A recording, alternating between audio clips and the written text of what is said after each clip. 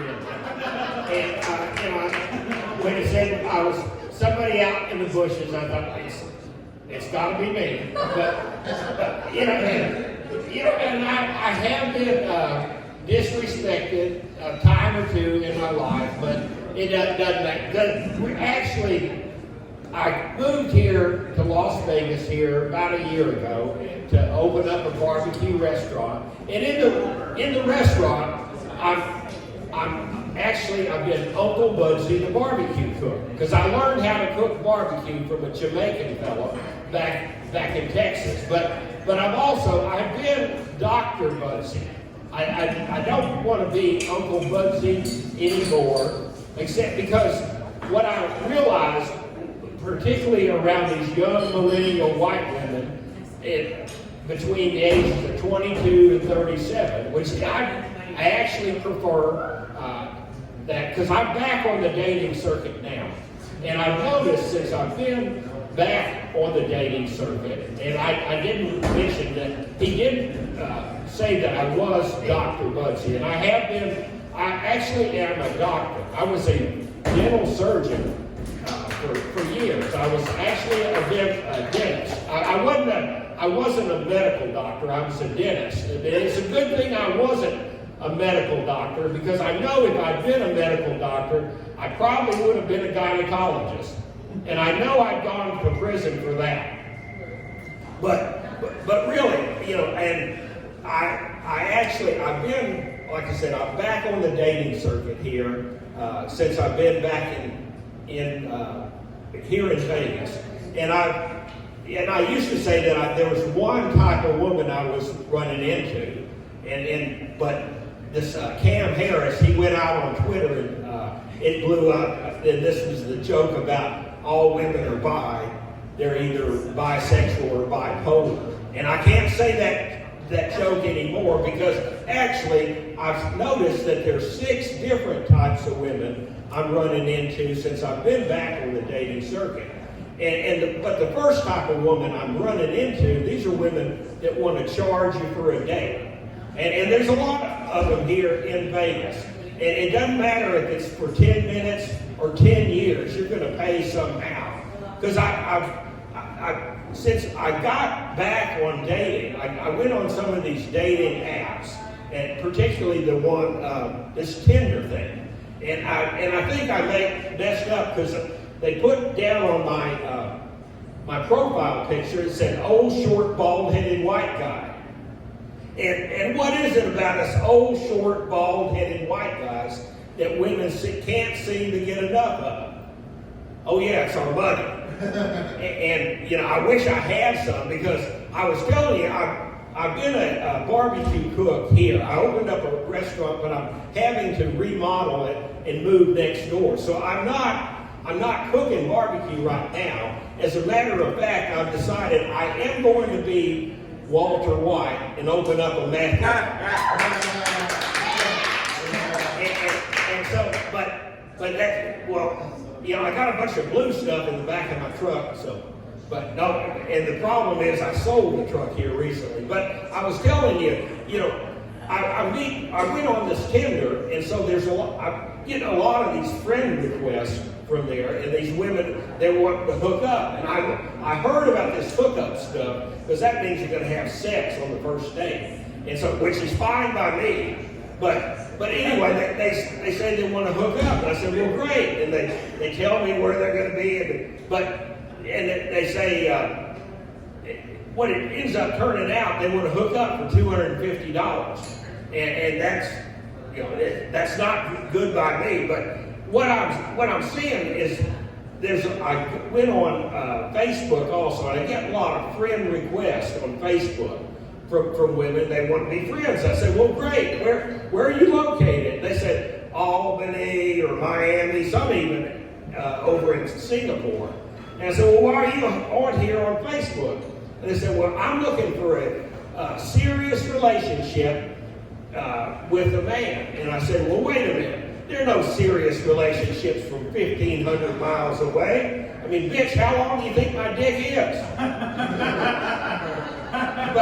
But really, the second type of woman I'm running into here, these are actually Is everybody here local? Yeah. Well, I can talk disparagingly then about. But these are women usually from out of town. They're here for a convention, maybe a bachelorette party, but they're just looking for some diversion. And they're in a committed relationship, but they're looking for some diversion. And I have been known to dabble in that particular area a time or two, well, maybe 3 or 4. But these are.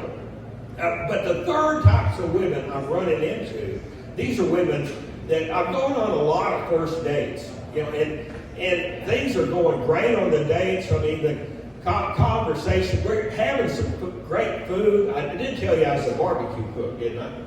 And we're having some drinks, maybe smoke a couple joints, because I am a medical marijuana patient. I've been one now for almost 10 years. But I've been a fan of the plant since I was a teenager back in Texas. But things are going great with the date. Conversations really good. They're laughing at my jokes. They're thinking I'm funny. And invariably, the conversation gets over to this subject of monogamy. And they're telling me that they're monogamous. And I said, well, what are you doing out with me if you're monogamous? Because we hadn't had sex yet. And this is not one of those Tinder dates.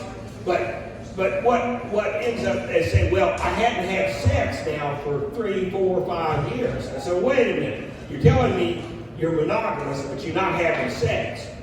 Well, I mean, what's happened here? You confuse monogamy and celibacy, and I sure don't need to get involved with a woman that confuses those two, because pretty soon she'll be trying to make me celibate also. But anyway, the fourth type of woman I'm running into, these are women that actually I'm competing with for other women. And I actually mentioned that, I moved here from Portland, Oregon, about a little bit over a year ago. And in Portland, you can identify as whoever and whatever you want to, because those are the rules in Portland. And does everybody know what the term cis means?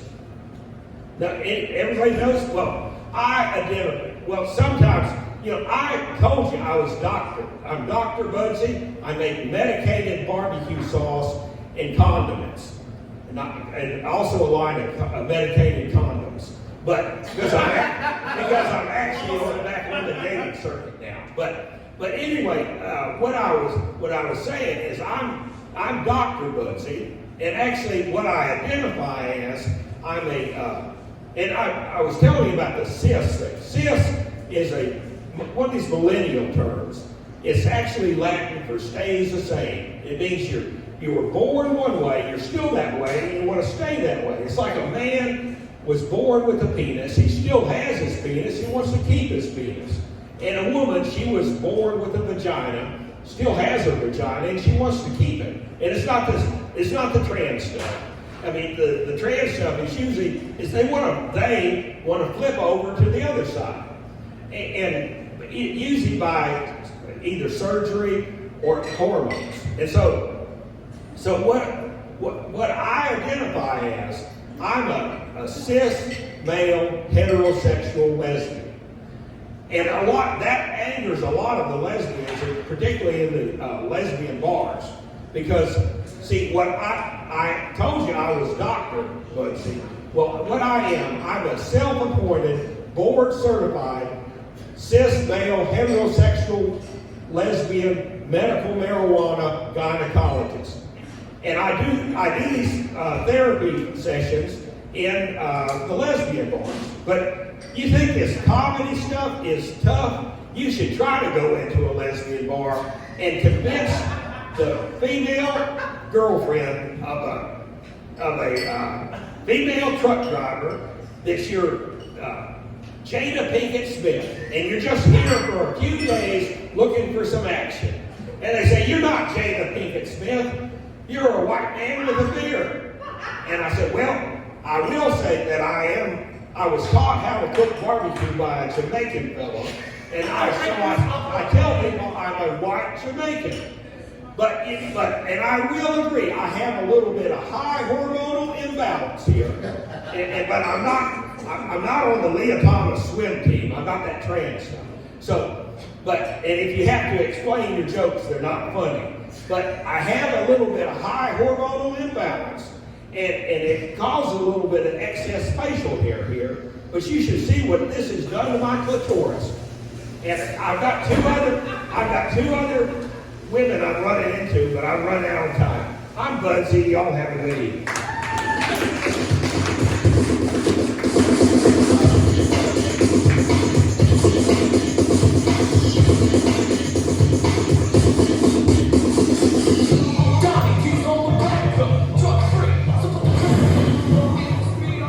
So much to unpack with that last one, ladies and gentlemen.